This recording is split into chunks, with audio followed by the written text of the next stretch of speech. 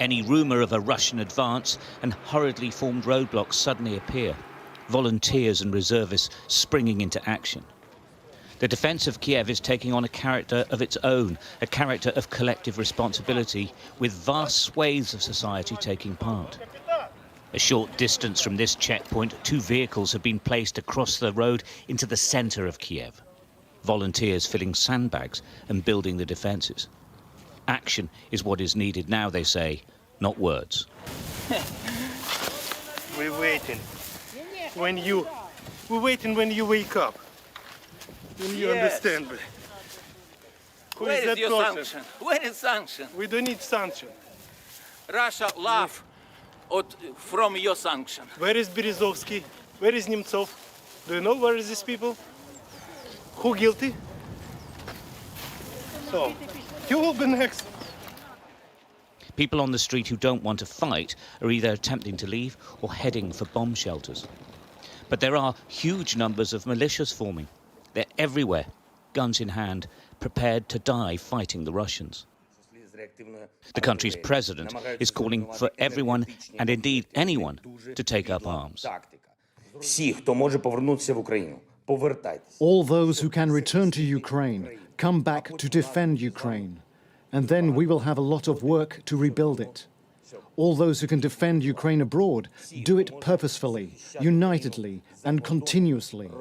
All friends of Ukraine who want to join the defense, come, we will give you weapons. Хто хоче приєднатися до захисту, приїжджайте. Ми дамо вам зброю. Усі деталі. The city is remarkably quiet, eerily so. Few people probably believe that Kyiv would still be held by the government for this length of time. But there is always nightly violence. A rocket struck this apartment block in the early hours of Saturday. A terrifying explosion filmed outside and inside. Terrifying the population is certainly its aim. In train stations and in the metro, people find shelter, either prepared to stay or waiting for a train away from Kyiv. Amongst them, a group of university students ordered home by their parents. Yeah, maybe Russia wasn't as big as what everyone thought it was. Yeah, they thought that it just could do it in a day or two. But our army is too strong, and with the help of European community and USA, I think we can do it. A key to any success in the defence of Kyiv will be holding the 8 major bridges that link the east and west of the city. That or destroy them. Ukraine and Russia both know this.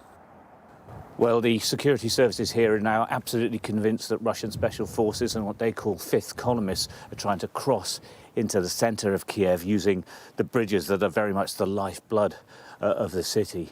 They've said that they will use lethal force on anyone attempting to cross the bridges. Now, some will probably try, but they've also sort of made an appeal that it's so critical now that everyone needs to pull together and do as they're told. Concerns about the infiltration of the city means that freedom of movement is getting harder. A curfew is now in place until Monday, with no exceptions.